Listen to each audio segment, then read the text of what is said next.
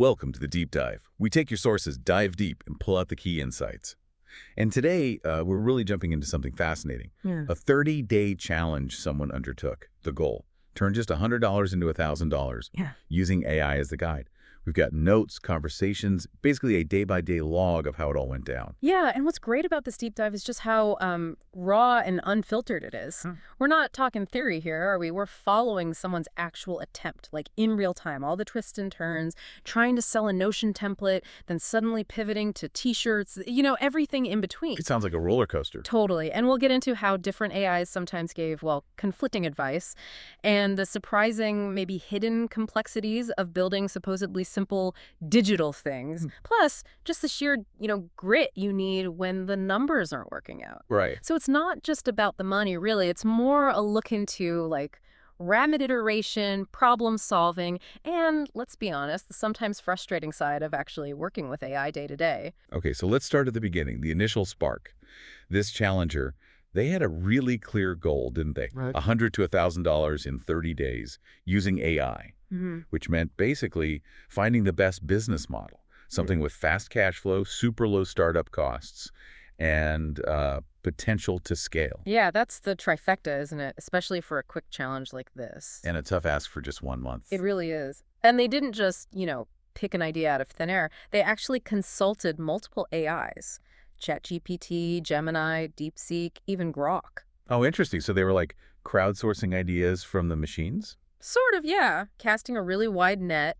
They looked at crypto arbitrage, Yep. TikTok dropshipping, AI-powered service arbitrage, all sorts of things. And where did they land after all that AI brainstorming?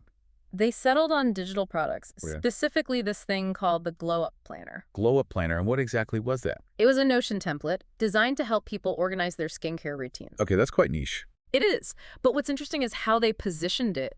Very strategically, they were super clear. This is organizational and entertainment, absolutely not medical advice. Ah, smart. Avoiding the legal pitfalls there. Exactly. Disclaimers everywhere. That was key. So the core offer was the planner itself for $7, Yeah. a micro price point. $7, okay. And that included the main dashboard and 4 initial celebrity archetypes. Kind of like different user personalities. Right, I saw that in the notes. Yeah. These weren't actually named celebrities, though, were they? It was more about the vibe. Precisely. They were very careful, inspired by, say, Kim Kardashian for the beauty mogul, Ariana Grande for the pop princess, Rihanna for the island icon, Billie Eilish for the indie darling. Just evoking that aesthetic, that feeling, not using names directly. That's clever. Tapping into recognition without getting cease and desist letters. But, how close can you get with just inspiration legally? Was that explored? It's always a bit of a gray area, isn't it? The sources suggest they were really focused on vibe and look, steering well clear of names or any kind of endorsement language, trying to stay on the right side of that line. Yeah. And they didn't stop at the $7 offer. There was an upsell. Okay, tell me about the upsell. A $27 Glow Up expansion pack. Combine that with the first offer, and you get the ultimate Glow Up planner. This added 5 more archetypes. Also celebrity-inspired, like Hailey Bieber for Supermodel Reset, Doja Cat for Rockstar Recovery, Zendaya, Gwyneth Paltrow, even Blackpink vibes. 9 total. And this upsell, it was only offered when? Right after the initial $7 purchase. An exclusive one-time offer. They plan not to sell it publicly for 90 days. Creates urgency. Makes sense. Yeah. So that's the funnel, $7 in, potential for another 27. But getting to that $1,000 net profit goal, what did the numbers look like? How many sales did they actually need? Yeah, the model showed they needed to sell about 176 of the $7 planners, Yeah. and roughly 18 of those $27 upsells to hit the $1,000 net profit mark. Wow. Okay, so 176 front-end sales in 30 days. That's not insignificant. Not at all, especially starting from scratch. Right, so they have the plan, the product idea, the funnel. Now the build phase. This is where the AI really comes in, right? But maybe not always smoothly? Exactly. AI was meant to be the partner here, but it also turned into, a bit of an unforgiving teacher sometimes. Building the Notion template. Yeah. That's where the first hurdles appeared. Right. You mentioned Notion wasn't as simple as it looked. What were the specific issues? It's supposed to be no code, easy to use. Well, easy is relative, isn't it? they really struggled with things that you'd think are basic, like creating databases correctly, managing page visibility. Notion has this concept of backlinks, which isn't always intuitive for linking pages, and even just getting the sharing settings right so customers could actually use it properly. So they needed the AI to basically walk them through Notion step by step. Constantly, like, how do I do this specific thing? It really shows how even these simple tools can have a steep learning curve, or at least hidden complexities. They even had a specific problem fixing the Plot Princess gallery view to make it look good. It's interesting, that idea of no code, maybe hiding complexity. It pushes you into debugging mode anyway, just without the control of actual code. Do you think that's common for people jumping into AI-first businesses? I think it really is. There's this promise, maybe an assumption, that the AI handles everything, but you still fundamentally need to understand the tools you're plugging the AI into. Right. So beyond just wrestling with Notion, how else did AI help with the actual content inside the planner? Oh, definitely. AI was crucial there. They used a whole suite of tools, ChatGPT for writing prompts, guide content, things like that. Makes sense. Midjourney or DLE for generating unique images, covers for the planner. Okay. Canva for designing PDF versions and making mock-ups, to show off the product. And even Loom for recording video tutorials on how to use the template. So a real mix and match of AI tools for production. Absolutely. They really leaned into it. You mentioned something earlier, this faceless AI video workflow for ads. That sounds intriguing. How did that work? Yeah, that was pretty cutting edge. The idea was to create ad videos without needing a human actor. So they'd script it out, use AI for voiceover, although they apparently hit some bugs with 11 Labs. Ah, okay. And then use tools like Open Creator or Kling, these image-to-video AI tools, to generate the actual video footage. They even created an AI persona, like an influencer character named Serene, to star in these ads. Wow. Using AI to create an AI influencer to sell an AI-assisted product, that's meta. It really is, trying to scale content creation in a novel way. Okay, product getting built, content being created. What about actually getting paid and delivering the product? Any headaches there? Oh yeah, significant ones. It's never as easy as just clicking sell, is it? Rarely. So the initial thought was Gumroad, standard choice. Then they looked at Lemon Squeezy because the fees were lower, like 5%. Yes, saving money. But then they ran into delays getting approved by Lemon Squeezy, so another pivot. Right. They ended up choosing Stripe for direct payments. Good platform, but Stripe doesn't automatically deliver digital products when someone pays. Not out of the box, anyway. Ah, okay. So how did they solve that? Manual delivery? No, that wouldn't scale. They had to build a custom PHP script workaround. Oof. Technical. Big time. Just to make sure the customer got the Notion template link immediately after pinning. And get this, the sources mentioned they spent 6 hours debugging one specific JSON parsing error in a related workflow. 6 hours just on one bug related to getting data structured right. Yep. It just shows those hidden time costs, doesn't it?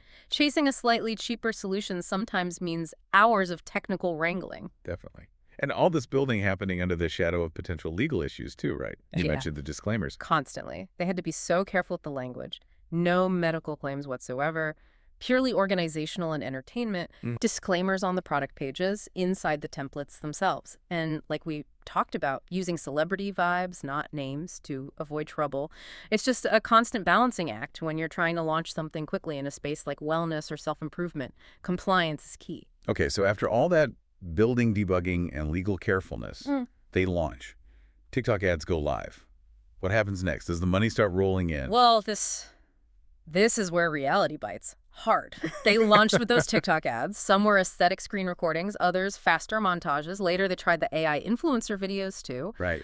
But the data, it was pretty brutal. They were getting clicks, actually really cheap clicks, like 0.23 cost per click, which sounds amazing. Yeah, $1.23 CPC is great, so people were clicking the ads. They were clicking. 118 clicks, in fact, but 0 sales. Absolutely none. Ouch. 0 sales after 118 clicks. That's alarming. Do they know why? They use Hotjar, which records what users actually do on the page. Okay, like screen recordings. Exactly. And it showed visitors were landing on the page and leaving immediately without even scrolling down. Wow, so a total disconnect between the ad and the landing page experience. Massive disconnect. The ad did its job, got people interested enough to click, but the page failed completely. So what was wrong with the landing page itself? Diagnosis pointed to a couple of things. First, speed. Google PageSpeed Insights gave it a really poor mobile score, like 45 out of 100. So it was loading slowly on phones. Which kills conversions, yeah. Big time. And second, the above-the-fold content, the very first thing people saw, it didn't clearly present the offer or have an obvious buy now button right there. So people landed, maybe waited for it to load, didn't see what they expected instantly, and just bounced. Exactly. Friction and confusion right at the start. Fatal combination. Now, this is where it gets really interesting with the AI advice, right? They consulted their AI counsel about this failing campaign. What did the different AIs tell them? Yeah, this part is fascinating. They asked Gemini, ChatGPT, Grok for feedback and got conflicting advice. Okay, like what? Well, some of the AIs basically said, pause the ad, this funnel is broken, you need to start over, build new funnels, maybe add lead magnets. Whoa, okay. A total teardown based on, what, 118 clicks? That seems premature. It does, especially when the clicks were cheap. But that was one set of advice. Declare it dead, rebuild everything. And the other AIs, did they offer something different?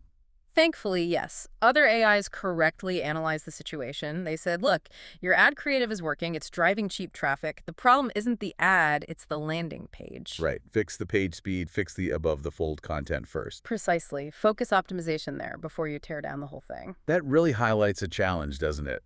If you ask multiple AIs, you might get multiple, even contradictory strategies. How do you choose?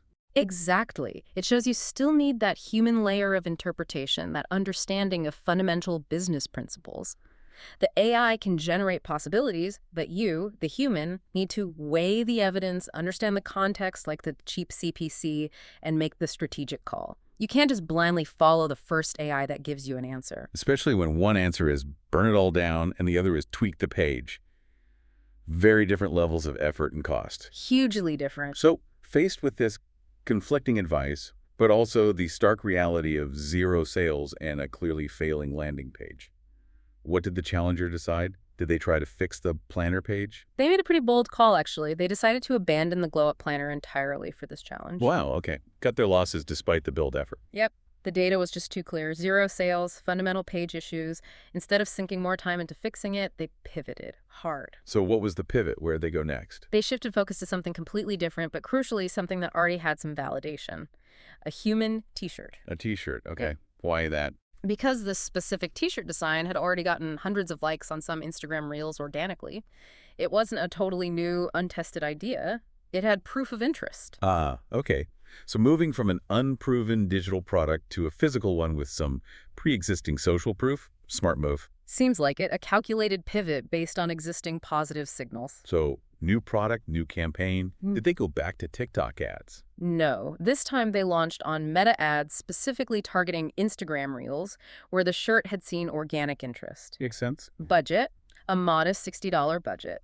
And the initial goal wasn't even direct sales. It was more about engagement, building up that social proof further. And they used the AI characters again for these ads. They did. Serene, Marisol, Mila, Alyssa, Gabe.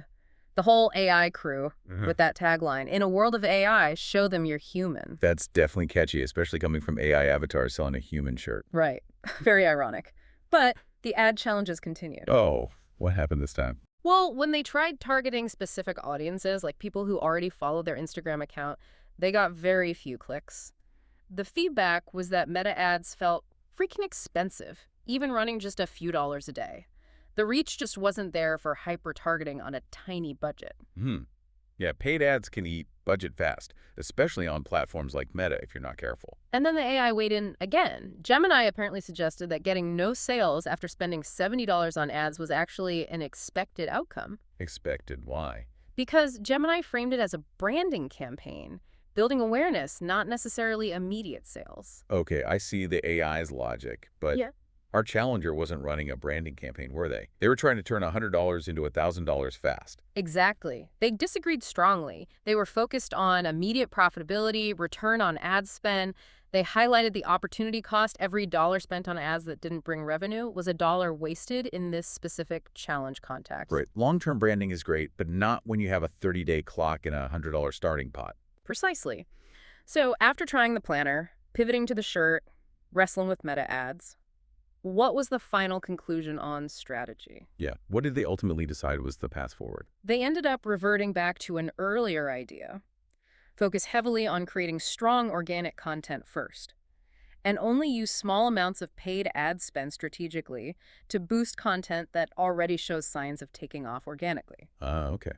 Validate with organic reach, then amplify with paid. Not just throwing paid ads at something cold. Exactly.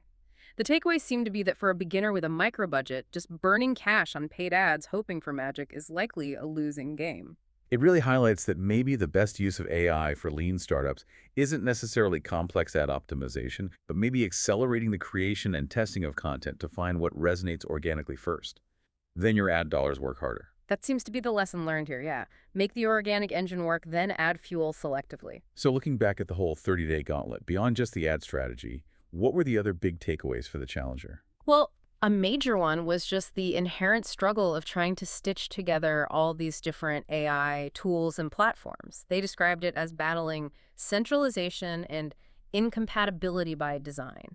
Getting Oh. tool A to talk nicely to tool B was a constant fight. Yeah, the dream of seamless integration versus the reality of APIs and workarounds. Been there.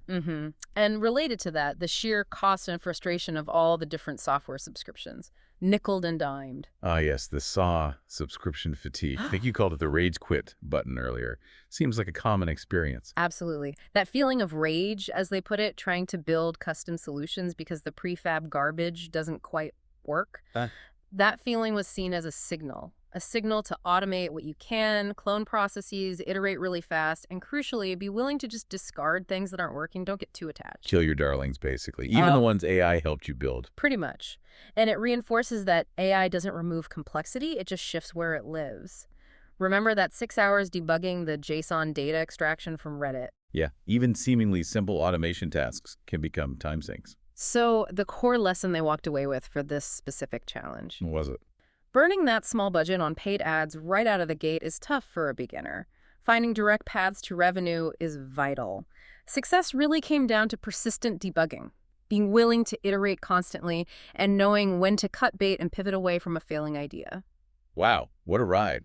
Seriously, from the high hopes for the glow-up planner through all those notions and AI struggles, the landing page disaster, the pivot to the t-shirt, the ad spend woes, and ending up back at focusing on organic growth first, it really shows how fast things can change and how much learning happens when you're actually doing this stuff with AI. It absolutely does. And if you zoom out, think about the bigger picture here.